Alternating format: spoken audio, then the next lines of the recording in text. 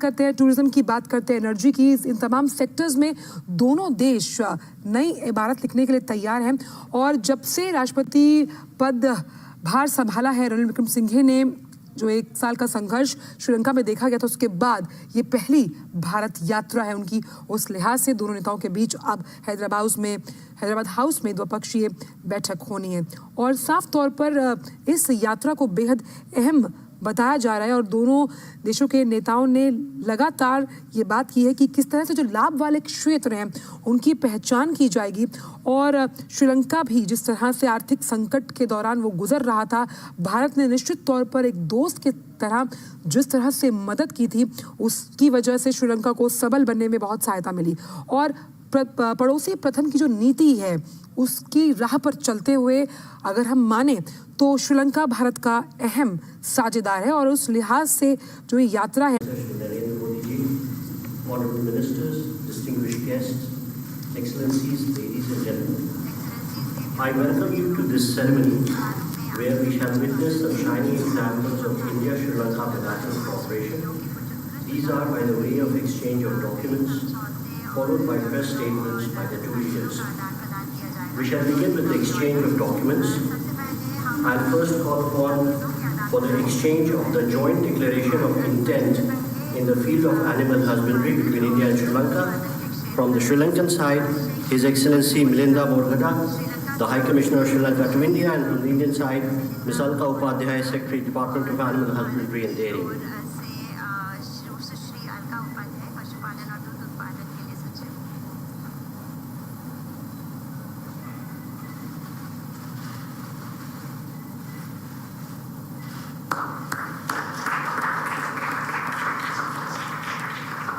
Thank you.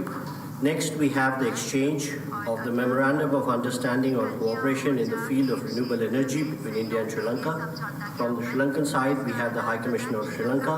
And from the Indian side, may I request Sri Gopal Bagle, High Commissioner of India to Sri Lanka, to exchange the documents, sir.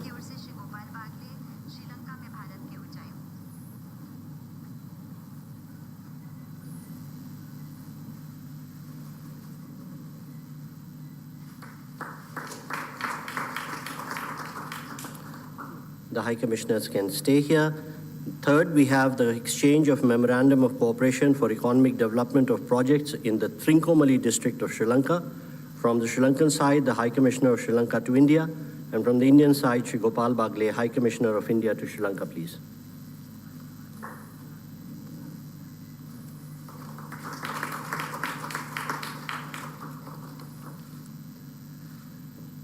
Next, we have the exchange of the network-to-network agreement between NIPL and Lanka Pay for the UPI application acceptance in Sri Lanka. From the Sri Lankan side, the High Commissioner of Sri Lanka to India. From the Indian side, the High Commissioner of India to Sri Lanka, sir.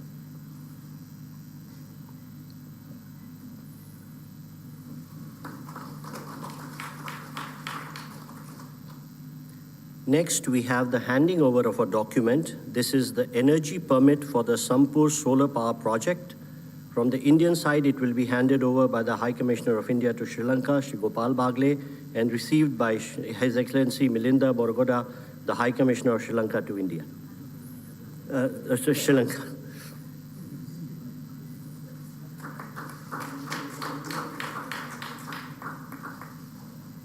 Excellencies, this concludes the MOU exchange ceremony.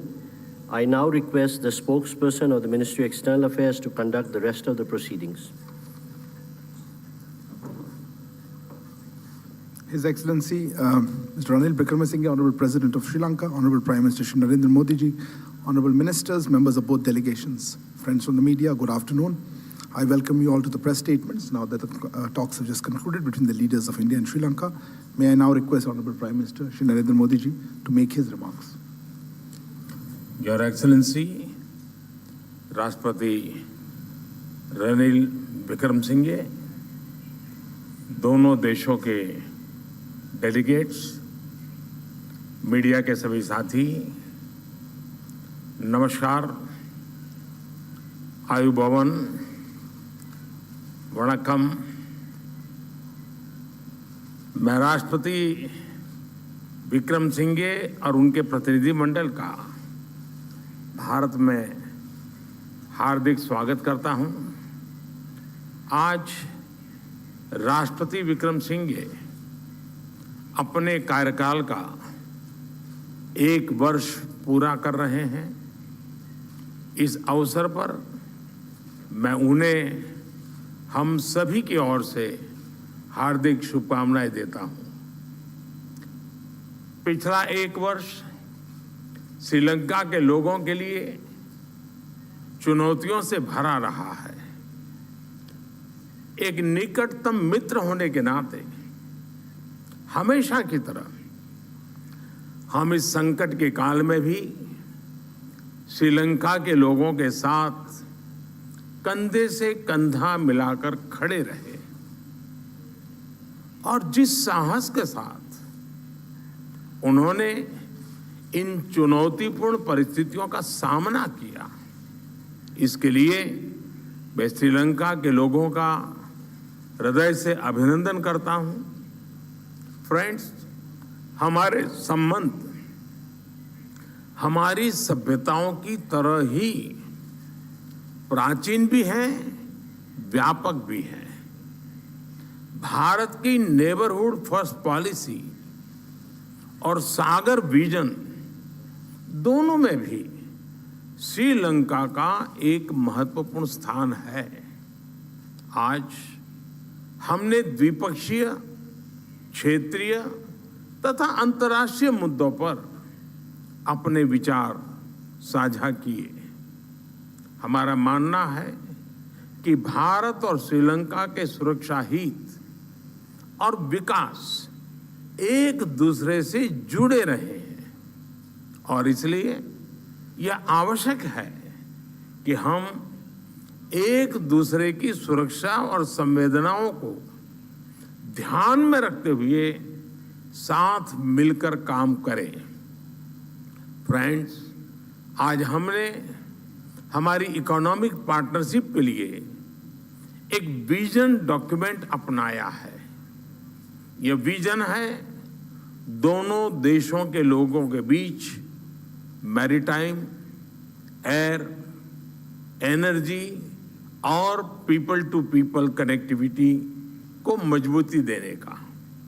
यह vision है tourism, power, trade, उच्च शिक्षा और skill development में आपसी सहयोग को गति देने का। यह विजन है श्रीलंका के प्रति भारत के लॉन्ग टर्म कमिटमेंट का। फ्रेंड्स, हमने तय किया है कि economic and technological cooperation agreement पर शीघ्र ही बातचीत शुरू की जाएगी। इससे दोनों देशों के लिए व्यापार और आर्थिक सहयोग की नई संभावनाएं खुलेगी। हम भारत और श्रीलंका के बीच हवाई कनेक्टिविटी बढ़ाने के लिए सहमत है। व्यापार और लोगों का आवागमन बढ़ाने के लिए तमिलनाडु के नागपट्टनम और श्रीलंका के कांके संतुरई के बीच पैसेंजर फेरी सर्विसेज शुरू करने का निर्णय भी लिया गया है। हमने तय किया है कि दोनों देशों के बीच इलेक्ट्रिसिटी ग्रिड्स को कनेक्ट करने के काम को तेजी से आगे बढ़ाया जाएगा। भारत और श्रीलंका के बीच पेट्रोलियम पाइपलाइन के लिए फिजिबिलिटी स्टडी की जाएगी। इसके अलावा एक लैंड ब्रिज की फिजिबिलिटी को भी जांचने का निर्णय लिया गया। आज श्रीलंका में यूपीआई को लॉन्च करने के लिए हुए समझौते से फिनटेक कनेक्टिविटी भी बढ़ेगी। फ्रेंड्स, आज हमने मछुआरों की आजीविका से जुड़े मुद्दों पर भी चर्चा की। हम सहमत हैं कि हमें इस मामले में एक मानवीय अप्रोच के साथ आगे बढ़ना चाहिए। हमने श्रीलंका में रिकंस्ट्रक्शन और रिकंसिलिएशन पर भी बात की। राष्ट्रपति विक्रम सिंघे ने अपने समावेशी दृष्टिकोण के बारे में मुझे बताया। हम आशा करते हैं कि श्रीलंका सरकार तमिलों की आकांक्षाओं को पूरा करेगी, समानता, न्याय और शांति के लिए पुनर्निर्माण की प्रक्रिया को आगे बढ़ाएगी। 13वें संशोधन का इम्प्लीमेंटेशन और प्रोविंशियल काउंसिल इलेक्शंस कराने की अपनी प्रतिबद्धता को पूर्ण करेगी और श्रीलंका के तमिल समुदाय के लिए रिस्पेक्ट और डिग्निटी की जिंदगी सुनिश्चित करेगी। फ्रेंड्स, यह वर्ष हमारे द्विपक्षीय संबंधों के लिए विशेष महत्व रखता है। हम अपने डिप्लोमेटिक संबंधों की 75वीं वर्षगांठ मना रहे हैं।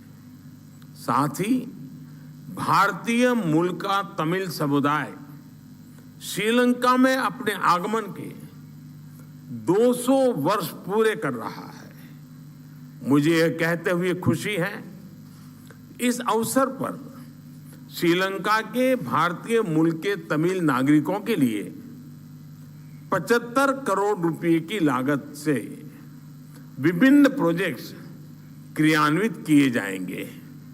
इसके साथ साथ भारत श्रीलंका के उत्तरी और पूर्वी क्षेत्र में भी विकास कार्यक्रमों में योगदान देगा।